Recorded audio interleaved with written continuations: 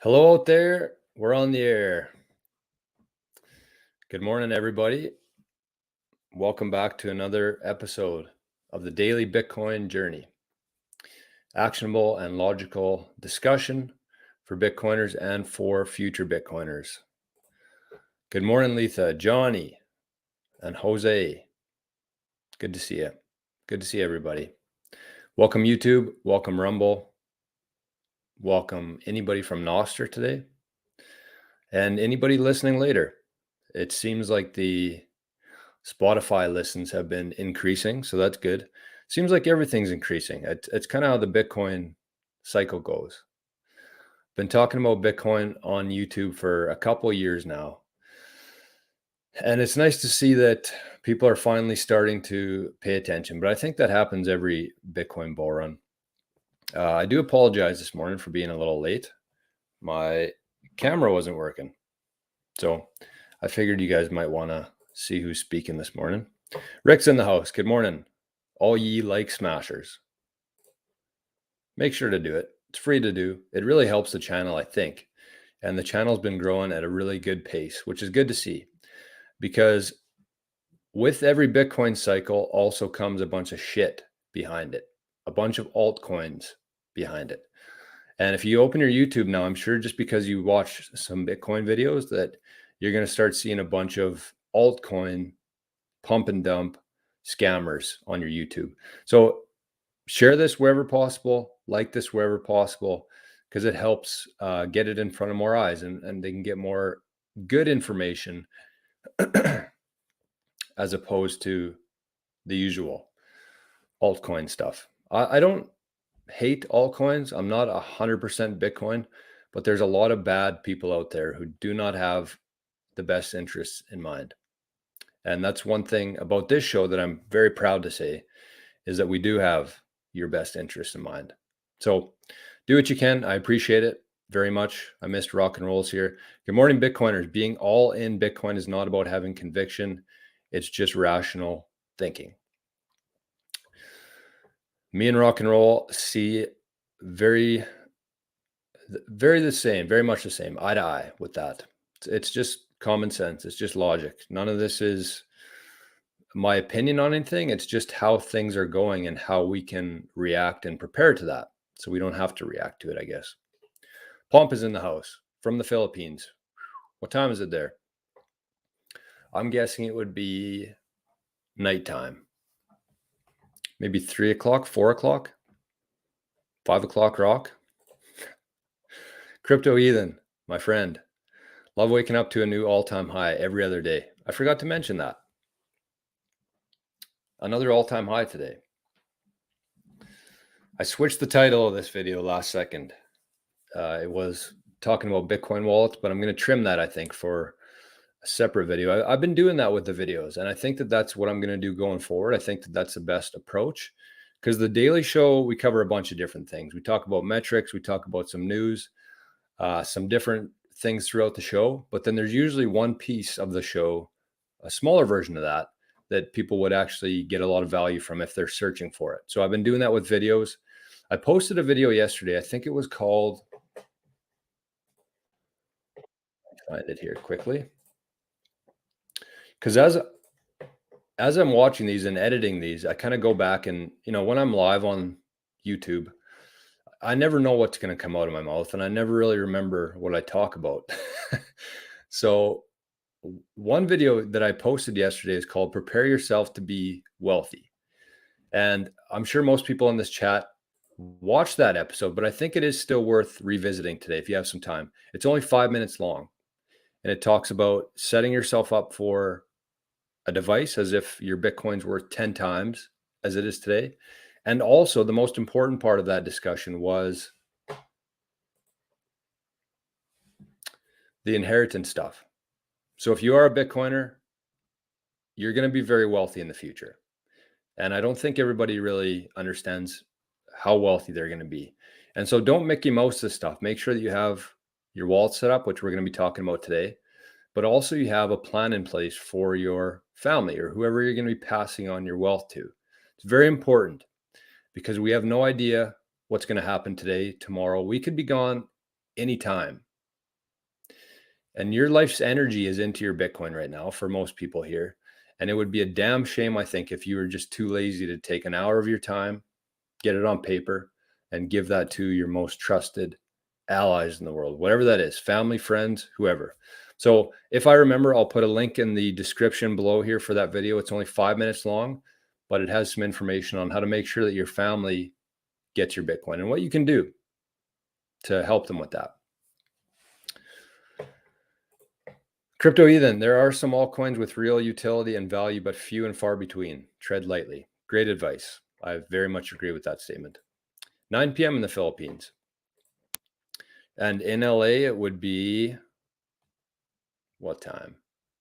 7 a.m.? 6 a.m.? Litecoin only in the house? Good morning, my friend. Okay, let's get to the news today. Let's get to some stuff because we got a lot to get through here, and I got to get to the city today. It's snowing here, so hopefully that stops a little bit.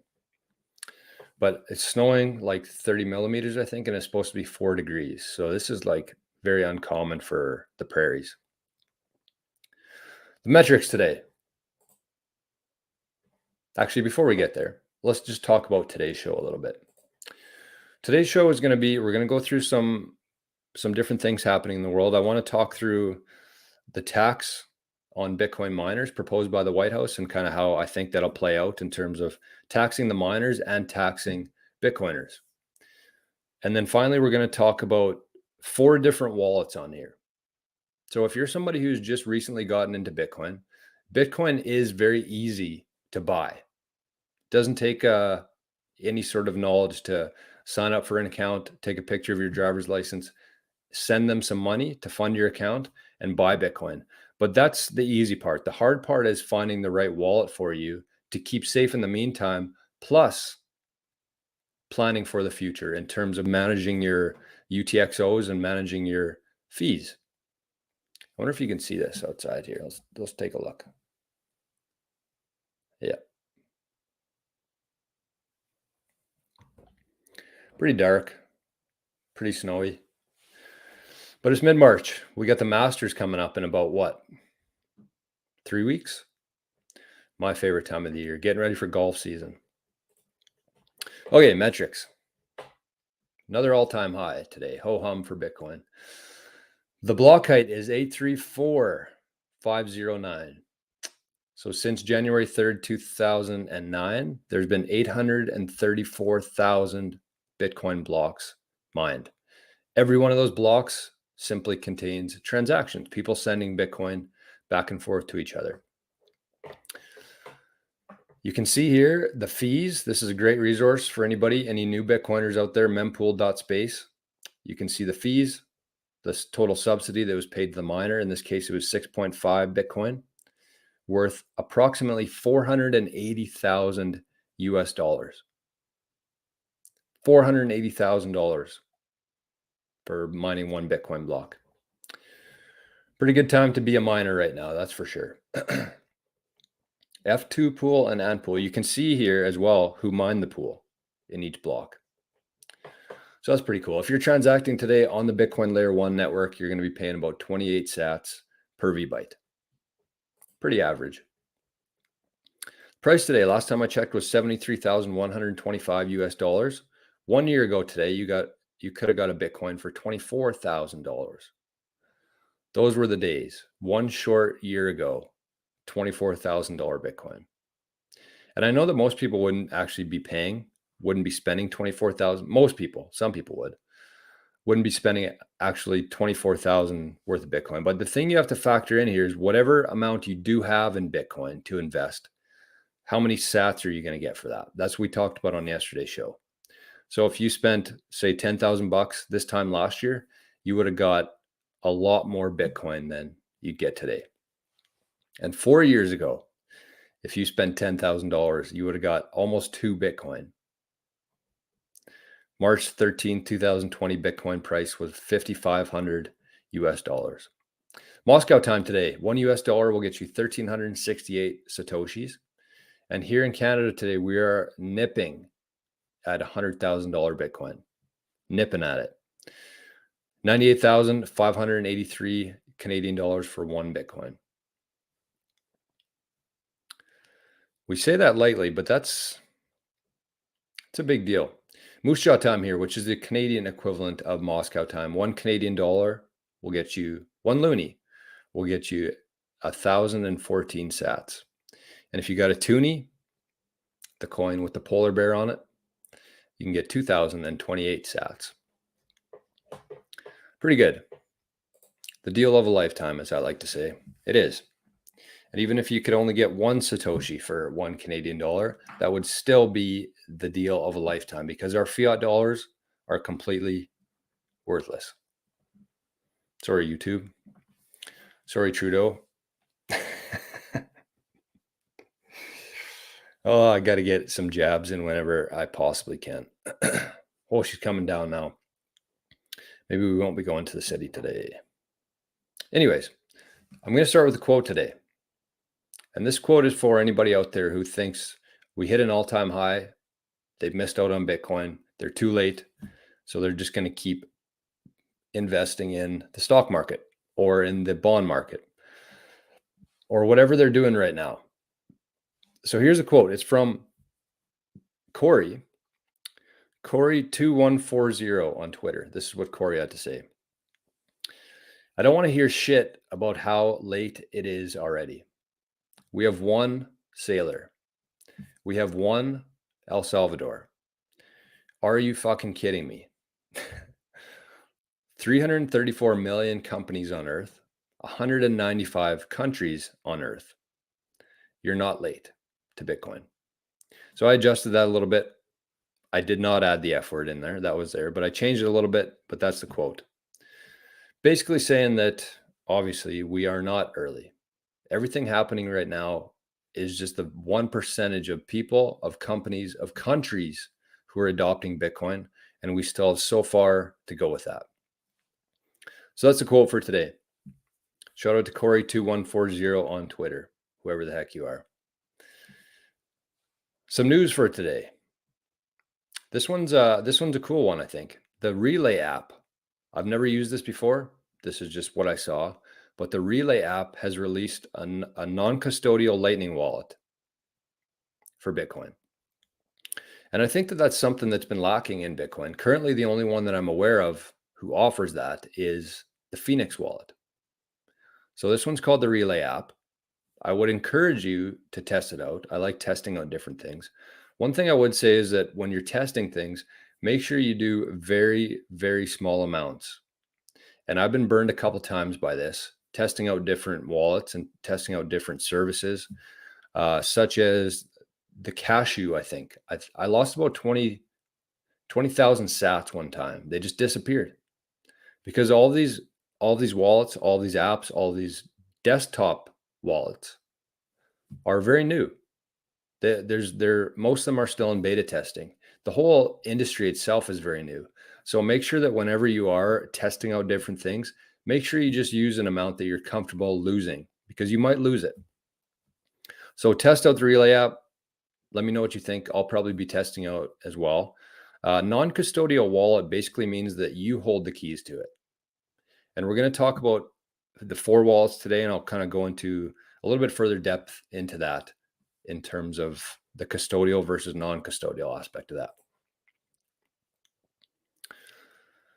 Rock and roll. Yesterday was my first buy over $100,000 per Bitcoin for sats. Felt amazing still.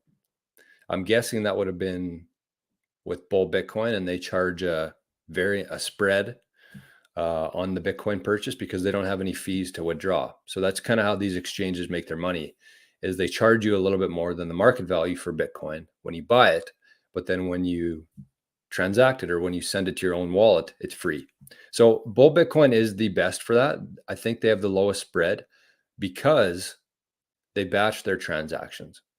So if you notice when you're using Bull Bitcoin, you send it to your wallet, it actually doesn't arrive there for a couple hours because they do batch transactions to save on fees. So they save on fees. They know what they're doing. They've been around for a lot of years. If you are in Canada and you're looking to buy some Bitcoin, Bull Bitcoin is the best one. So if you want, I think you get $25 free worth of Bitcoin. You can use my referral code. It's in the description, and crazy not to. Even if you're using somebody else, I think you should still be setting yourself up on a couple different exchanges, just in case some go down, like Coinbase. Every time it goes up or down, Coinbase mysteriously goes down for maintenance, they call it. So be prepared for this kind of stuff. Now is the time to be doing that. And of course, you can buy no KYC sats, which means you can buy it Bitcoin with cash at the post office using Bull Bitcoin. And even though they do require a phone number now to set up an account, there are ways to get a phone number that's not necessarily associated to you.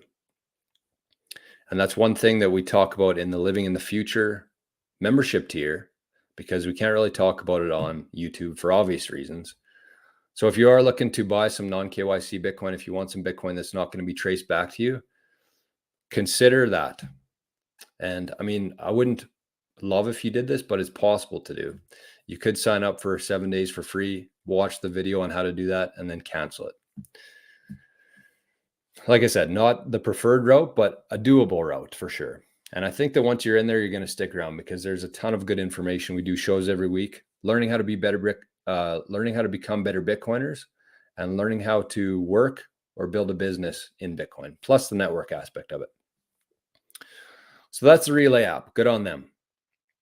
The next one here, next piece of news that I thought was pretty noteworthy was Van Eck. We talked about on yesterday's show that Van Eck announced that they were going to be offering 0% maintenance, or not maintenance, management fees on their Bitcoin ETF, 0% until March 31st, 2025. So that was the announcement. And then today I saw that they had a 20x average inflow day yesterday after their announcement. So a 20x average inflows increase after the announcement. So said yesterday that it was a brilliant move. And I think that that's in one day. I think that over this course of this week, it'll be even more than that because nothing really happens overnight. But in this case, they had a 20x average inflow increase. So good on Van Eck. I think they're taking advantage of what's coming. They're going to get a bunch of Bitcoiners as clients. And think about what that's going to be worth in 5 or 10 years from now. I think that's a brilliant strategy by Van Eck. The next one here, big piece of news yesterday in Bitcoin, was that Coinbase is now, they proposed a private offering of 1 billion worth of convertible senior notes due 2030. So they're taking a page out of Michael Saylor's book here, offering debt to buy Bitcoin. I think Coinbase is going to be a little bit different of a structure than Saylor took in terms of Coinbase is very shady. And I would never put any sort of faith or trust in Coinbase. And the funny thing about that is their wallet is actually called the Trust Wallet. And I don't think there's an exchange that I would trust less than Coinbase. But it just goes to show that people are going to start using this model that Saylor has created in terms of taking on debt at very low rates and buying Bitcoin with that, with the debt, with the proceeds from that debt. So think about that. They're paying out I think Saylor's rate's under 1%. So he's paying 1% annual interest, buying Bitcoin with that. And we've seen the kind of average returns that Bitcoin has had. And hasn't even started yet. So Coinbase, don't love them, but I think that that's a pretty smart move. I don't know. The second of many companies that will be doing that. Countries will be doing that soon, I'm sure. Taking out government bonds to buy Bitcoin. I have no doubt that that'll happen. The next one here. The White House proposes a 30% tax on Bitcoin miners. So Sleepy Joe proposed a 30% tax on, I think it was the utility costs for Bitcoin miners. So what does this mean? I got a couple different thoughts on this. First of all, within that, the government, everybody knows that the government is having a very hard time collecting taxes right now from citizens. And I can't say that I blame anybody. I don't love the idea of my tax dollars going towards Ukraine, Justin Trudeau flying around the country or the world in his private jet. That's not what the tax system was designed to do. And in fact, we never even had income taxes until about 1910? And it was a very small, I think it was a T tax, 2%. And there was a major, what would you call it? What's the word I'm looking for when people drawing a blank? Anyways, there was a revolt essentially for a 2% tax. And now look where we are. So the point is that a lot of people, the governments are having a hard time collecting taxes, and they have a whole bunch of debt that they need to pay, a whole bunch of unfunded liabilities such as healthcare, pensions, all these different things. So they're going to start looking for ways to earn tax. And they're going after Bitcoin miners first. I think that they're going to be the easiest ones to do, simply because the majority of them have to actually KYC themselves to mine Bitcoin. So I do think that that will be the easiest thing for them to tax.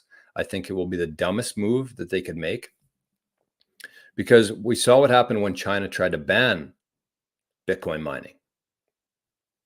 The hash rate, which is essentially the computing power that is in the Bitcoin network, the amount of people who are mining Bitcoin, the hash rate dropped in half. People picked up and moved from China to other countries. They moved their hash rate to different countries.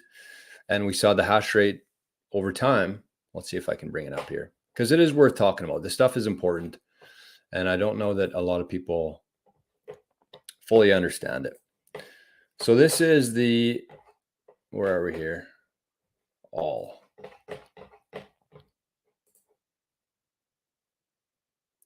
Thinking about it.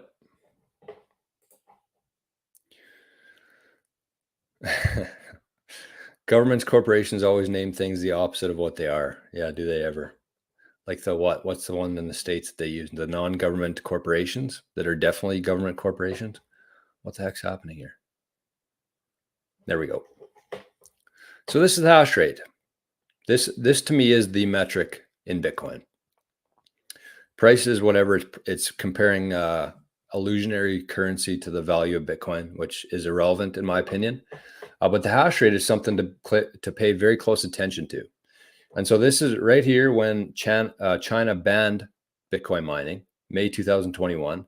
You can see that it dropped in half directly after that. Everybody shut down in China.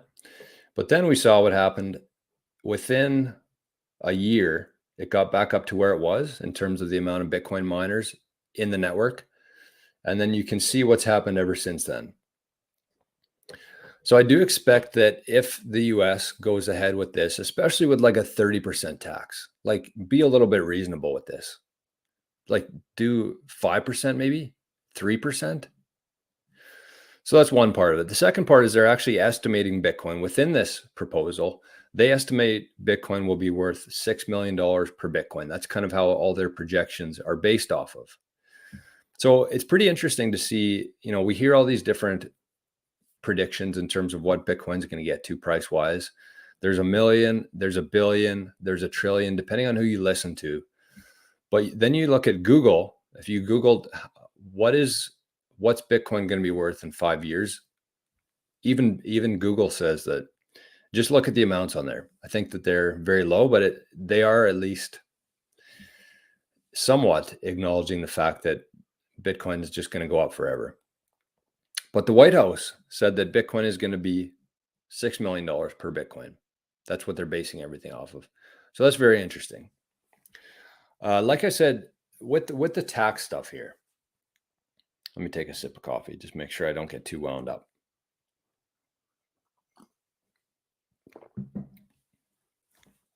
With the tax stuff here, the governments are going to be coming after the lowest hanging fruit with everything. And that's going to be the miners. That's going to be people in Bitcoin ETFs. And that's going to be people who have their Bitcoin on exchanges. I think those three are going to be the lowest hanging fruit for governments to try to go after in terms of either banning it, stopping it, or taxing it. Because if you think about it, think about everybody's worried about taxes in terms of Bitcoin, because technically, I think at this point, every time you move Bitcoin around, that's considered a sale of Bitcoin. But you have to think this through.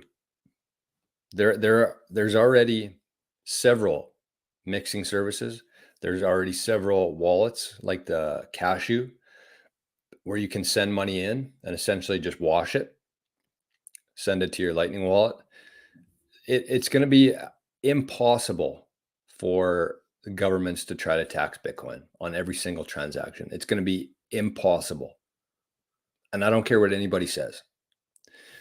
There's absolutely no way that they'll be able to do that. And I don't think it's going to be feasible to do that, because if they consider every time you move Bitcoin transaction a taxable event, that's essentially the same as us just paying for something, paying for gas. They're going to consider that a taxable transaction. But Bitcoin's a currency. And think about if Bitcoin actually does what we think it's going to do here, think about how many transactions there will be every single day and how many services that will pop up to get around this and to offer some sort of privacy in terms of using your Bitcoin. So I don't ever think that the governments are going to be able to tax Bitcoin in terms of how they think that they're going to. And even El Salvador, as Crypto Heathen says, Bitcoin is a legal tender there in El Salvador.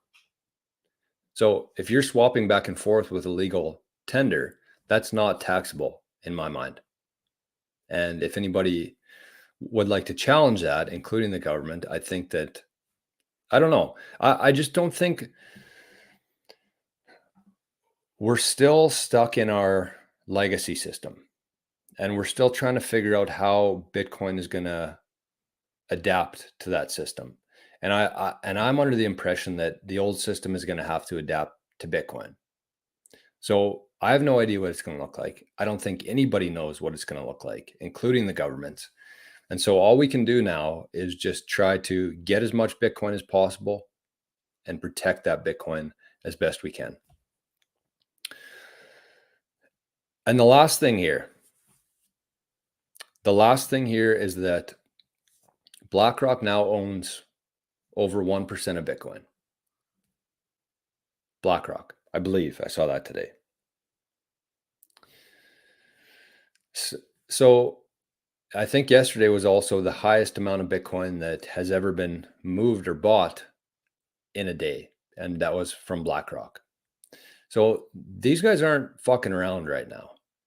And I think that that's pretty, we should be really letting that sink in, the fact that they're going to keep buying as much as they can. They're never selling that, and they don't care what price they're going to pay for that. So we have to keep that in mind as Bitcoiners, that BlackRock, the US government, every company on earth is going to be trying to buy your Bitcoin.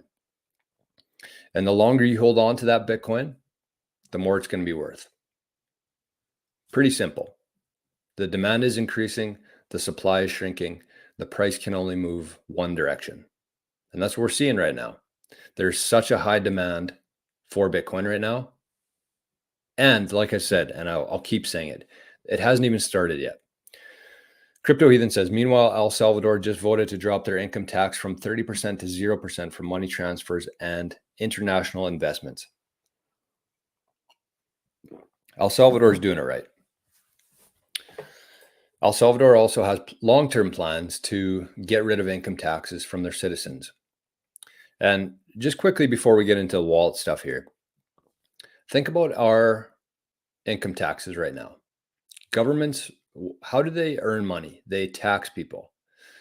People go to work every single day of their lives, and the government just takes 20, 30, 40, 50% of that. Plus they charge purchase taxes on goods and services, PST, GST, carbon tax here in Canada.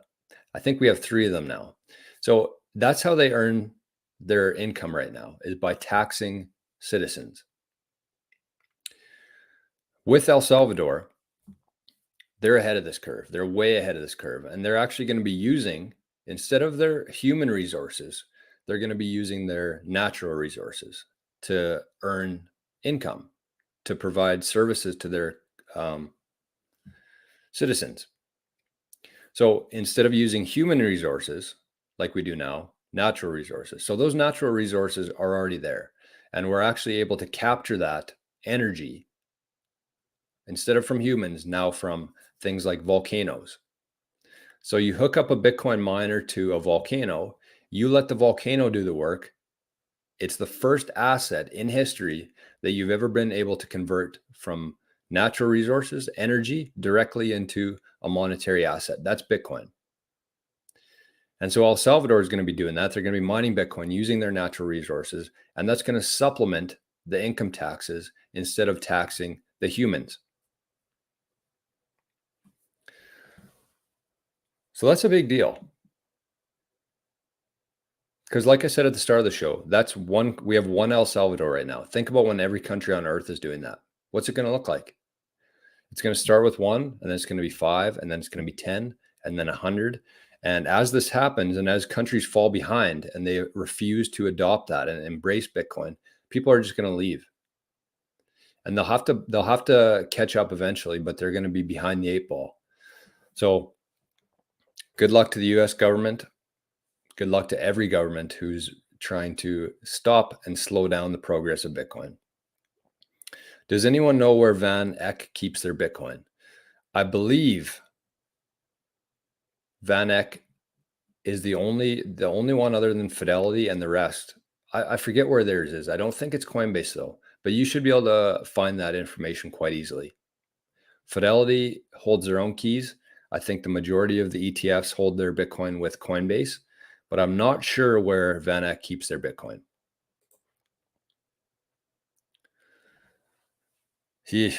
Rock Roll in the chat says, I think in 10 years, these ETFs will be holding over 5 million coins.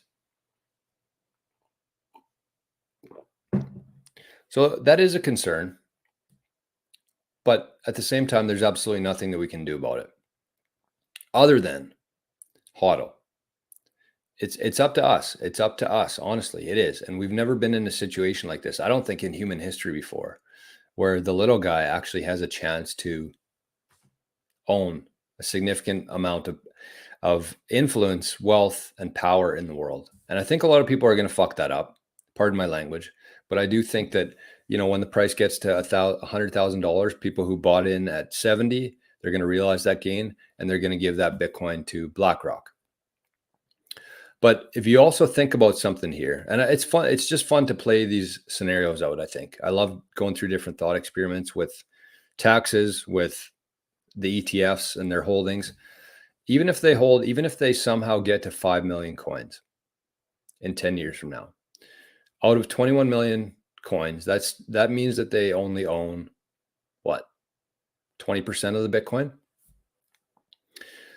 And that's really no different than what we have today in terms of how much real estate everybody owns. And I think it's be much more than that. If you look at the banks and who owns what in the world, I think it'd be about 1% that actually belongs to the little guy there, or less than that.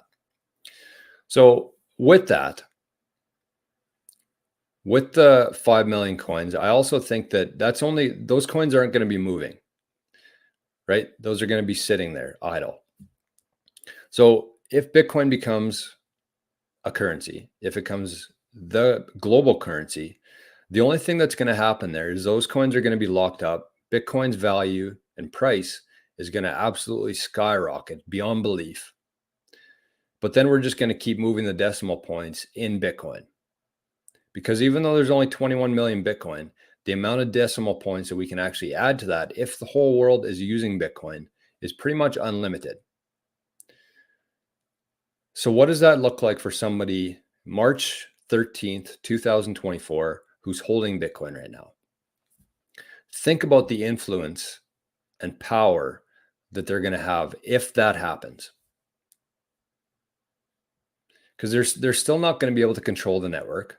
They're still not going to be able to decide what happens with Bitcoin and try to change Bitcoin. Even at 5 million coins, they have a very small percentage total of Bitcoin. And we're still going to be able to use it. It's just going to be, I actually think that that's probably what's going to happen, is that there's going to be a bunch of Bitcoin kept in long-term storage and reserves. And that's how they're going to leverage other investments. But while that happens, think about the price and the value of Bitcoin if everybody's using it at that time, which I think pretty good chance of.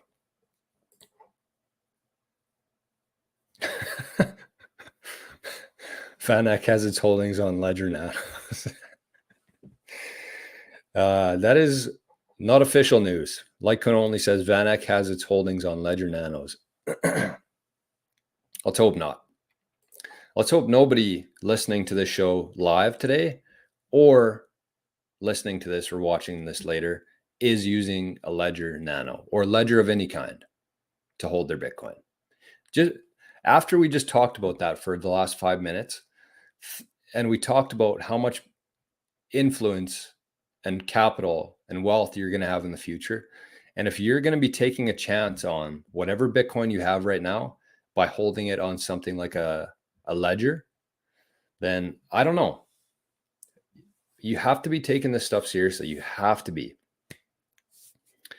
So let's talk about Bitcoin wallets, because like I said, it is very easy to buy Bitcoin. I think most people on earth can sign up for an account, can send an e-transfer or a money transfer and buy Bitcoin. But the difference there is how you're holding it. I think that I agree with this. Noah's in the house. Good morning, Noah. VanEck is at Kraken. That's what I was going to say, actually. I wasn't sure, but I think that is legitimate. But you can, don't trust me, don't trust Noah. Verify yourself if you're interested. I am also a big fan of Kraken myself. I think that from what I've heard, I've never used them before, but what I've heard, Kraken is one of the good guys in Bitcoin. So something to consider there. But let's talk about Bitcoin wallets. And it is the most important step. Once you buy the Bitcoin, you need to learn how to store that Bitcoin. And not only do you want a wallet that's going to be safe and secure, but you also want to think about the future in terms of where the Bitcoin's sitting, and when you eventually want to spend that Bitcoin, what that's going to look like for you in terms of transaction fees. So nobody considers that when they first buy Bitcoin for the first time. They buy the Bitcoin, they send it to some wallet that they saw on a YouTube channel or on Twitter, or whatever it is, and then they just assume that Bitcoin's always going to be safe. And it might be, but they're not considering when they actually go to spend that Bitcoin, what that's going to look like on their end. So that's what we're going to talk about today. I have 4 different wallets that we're going to walk through here. And keep in mind that all of this, the Bitcoin stuff, there's a saying in Bitcoin of being your own bank. And I don't love that saying because I'm still fairly reliant on banks right now, even though I'm majority in Bitcoin. But it is a major responsibility, and it's not something that you should be taking lightly here. So I got 4 wallets. I got the Moon wallet, the Phoenix wallet, the wallet of Satoshi, and the Sparrow cold card combination. So the first one here, each of them is going to serve a different purpose for you. And that's what you have to consider for yourself. There's not going to be a wallet that works perfectly for everybody, depending on what you want to do. So let's start with this. I'm going to start with the in-between wallet. So if you're somebody who just bought Bitcoin for the very first time, you're excited, you FOMO'd into it. So let's say you bought $10,000 worth of Bitcoin. You need a wallet to send that to, because you do not want to leave that Bitcoin on the exchanges, because until you move it into a Bitcoin wallet, that Bitcoin does not belong to you. So what I would say, just kind of as an in-between wallet, that's what I'm calling this one, an in-between wallet. So you bought Bitcoin, you don't know if you're going to take it seriously, you don't know if you're going to keep buying or not. But what I would be using there is the Moon wallet. So it's MUUN. You can just go to the App Store, you can find it on there. It's a blue M. With every one of these wallets, except for the wallet of Satoshi, the one thing you have to make sure is that you're downloading the proper wallet, number one. 2 things, I guess. And the second thing is that when they tell you to write down your private key or your backup phrase, make sure you do that. Make sure you do that on a very recognizable piece of paper. You know exactly where that piece of paper is, because if something were to happen to your phone, whether it dies, you drop it down the toilet, or your dog eats it, you have to have a backup phrase for that. So if that happened, you'd use your backup phrase to restore that wallet and essentially restore your Bitcoin balance. Because if you download the Moon wallet and you do drop your phone down the toilet, if you don't have your backup phrase written down, that Bitcoin is gone forever. There's absolutely zero way to retrieve that or restore that. So that's kind of the in-between wallet. Moon holds their Bitcoin on chain. There is Lightning capability in there for smaller amounts. I've used it before. It works pretty good actually.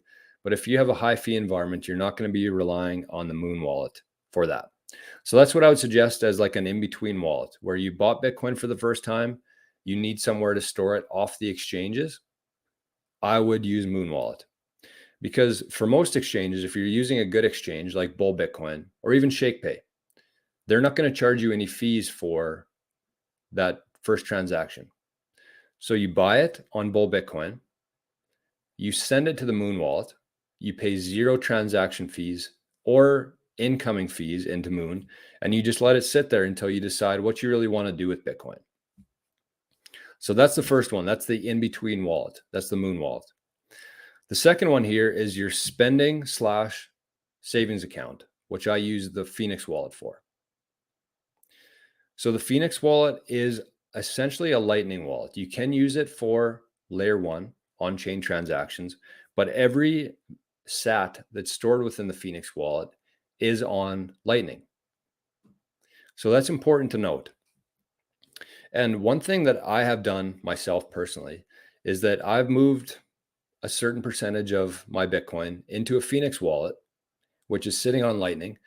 And the idea here is this is sats that you're probably going to spend sometime in the future, whether that's at a business, whether that's buying a new Skidoo with Bitcoin.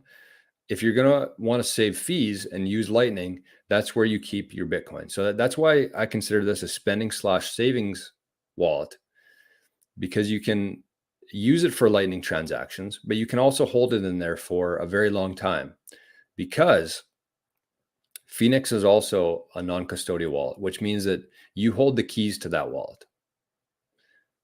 So the Moon wallet and the Phoenix wallet, you hold the keys to both of those wallets, which is important. And once we talk about the next wallet, you'll kind of understand a little bit more. But one thing to note with the Phoenix wallet is you're going to have to pay a fee, an incoming fee. So because the Bitcoin is held on Lightning within Phoenix, you have to set up your own Lightning channel on the Phoenix wallet. So I think it's 10,000 sats. You pay that when you first set up the wallet. And then every time you move Bitcoin into the Phoenix wallet from on-chain, you have to pay an incoming fee for that to convert it to Lightning. So 2 things to consider there. And that's why I said for the in-between wallet, if you don't really know what you're going to do with it yet, keep it in Moon. Because with Phoenix, if you go through the exact same scenario there, where you're transferring Bitcoin from Bull Bitcoin to Phoenix, you're going to pay the $10,000 initial setup fee for your Lightning channel. Plus, you're going to pay an incoming fee for the Bitcoin moving there. Unless you could actually use Lightning as well on Bull Bitcoin. They offer a Lightning service, so you could do it that way. But that's kind of my advice in terms of a spending and savings account. I would use the Phoenix wallet. So the next one here, I consider this to be the fun wallet. And that is the wallet of Satoshi. So with Wallet of Satoshi, it's very easy to set up, the easiest to set up. And this is something that you can just do for fun. If you want to keep some, whether you're using Nostr and you want to be zapping people, you can hook it up to your Wallet of Satoshi. I keep a small amount of Bitcoin on there. And the one thing I would say about the Wallet of Satoshi is that I would only consider it like your pocket amount of money in your wallet. So if you're on a trip and you're going out for the night, how much money would you carry in your wallet? That's how much I would keep in your Wallet of Satoshi. Whereas if you lost your wallet that night or somebody stole it, it wouldn't be the end of the world for you, but you could still pay for whatever you need to do. That's kind of the analogy that I would use for Wallet of Satoshi, because they are a custodial wallet, which means they hold the keys, not you. So let's say you had 2 million sats on a wallet of Satoshi, and either they decide that they're going to shut down the app or you lose your phone.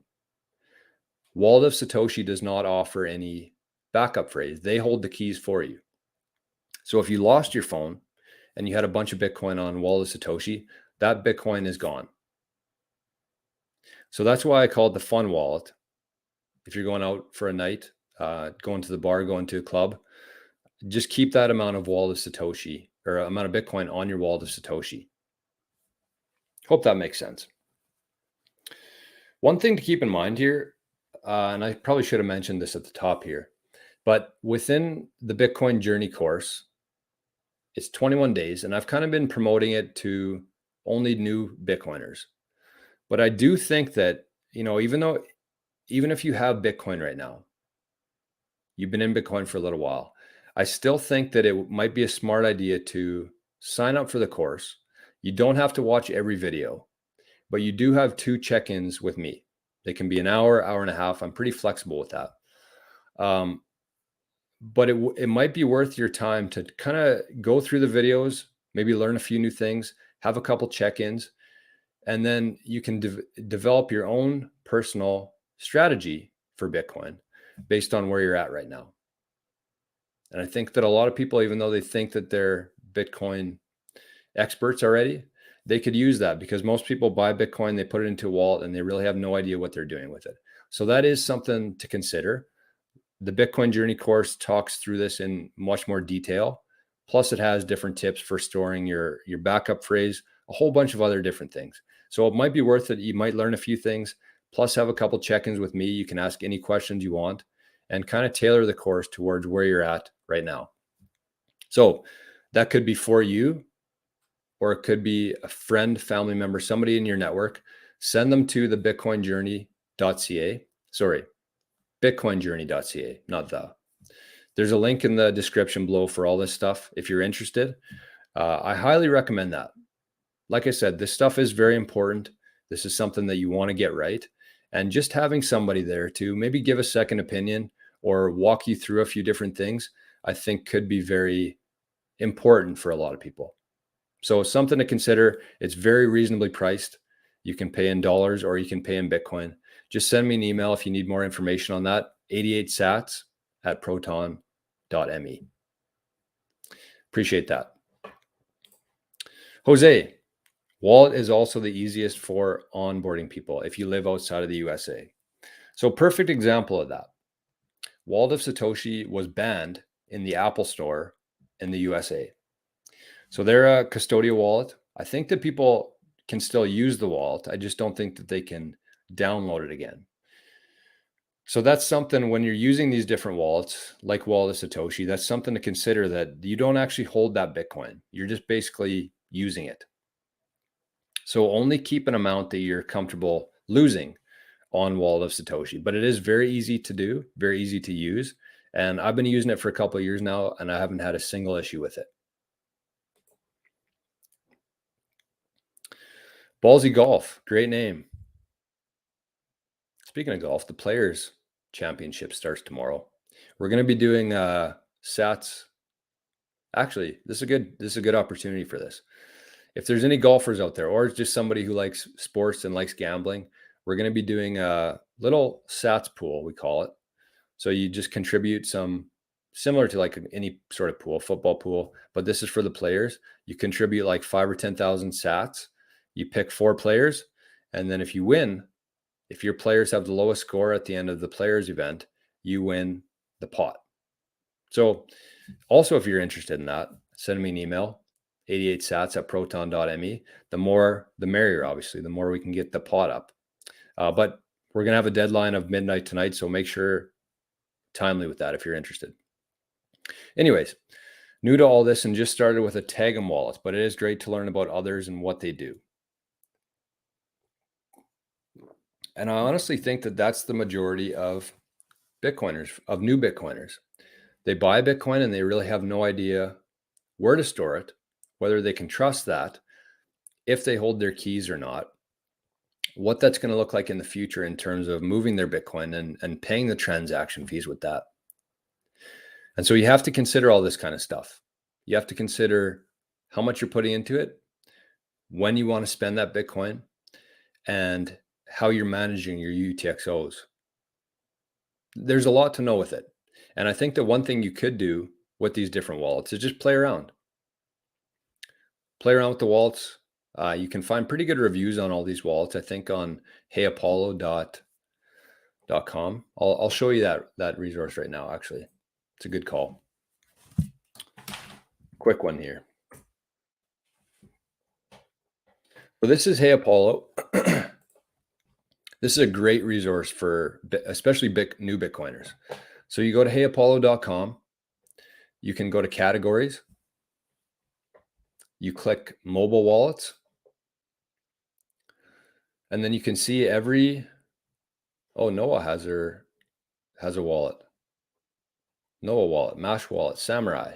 You can go into all these different wallets and look at the reviews, and you can see the average ratings. You can go in there and use them. And I think that this is a very trustworthy site. I've had a lot of success using that site with different things that I want to try out. So test that one out. And the last one here. So we talked about the in-between. We talked about the spending savings account. We talked about the fund wallet. And this last one is the most important one. This last one is where you want to keep the majority of your Bitcoin. So with the Moon wallet, with the Phoenix wallet, with the wallet of Satoshi, those are all just very small percentages of your total Bitcoin stack that you're going to be using those wallets for. With your, let's say 95% of your Bitcoin, you want to keep it in a device called the cold card. Not that expensive to do, honestly. It's about, I'd say $300, maybe $400 once you have all the accessories included in there. I would get the cold card, the steel plate, the punch, the cord, and I would suggest actually getting the one that doesn't require the battery powered connection, because it's such a pain in the ass to keep it connected to the wall when you're trying to navigate on the cold card. But the nice thing about the cold card is that it never touches your laptop. And one thing I think that a lot of people don't consider here is that those devices like the Ledger, the Trezor, and the other hardware devices, they connect into your laptop through the USB.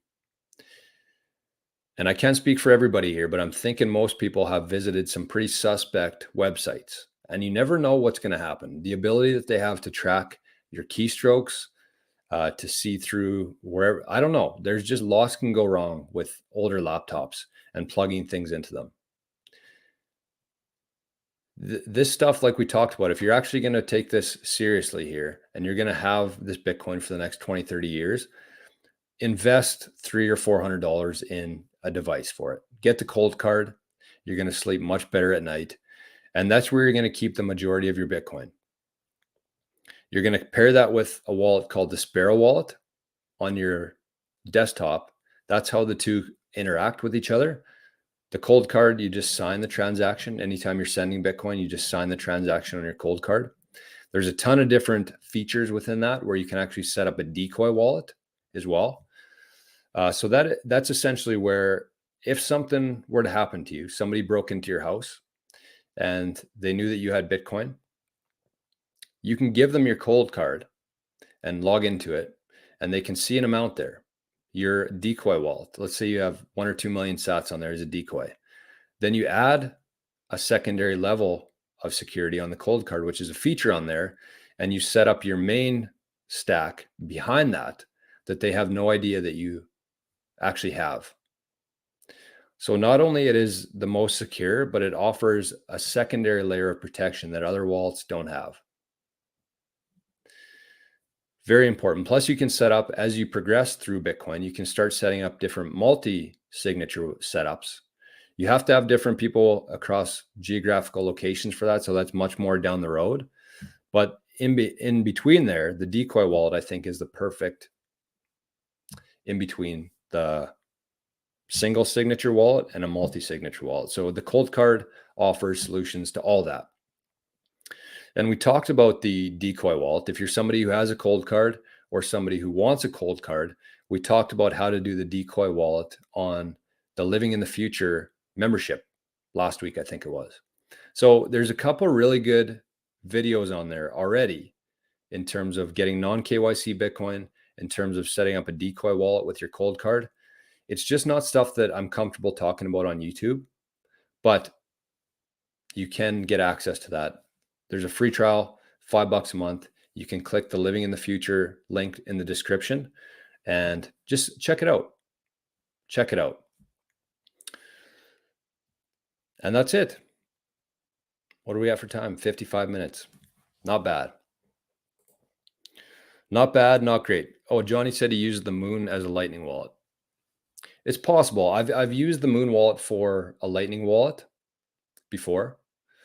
Once the fees get too high, though, because you're keeping Moon actually holds your Bitcoin on chain.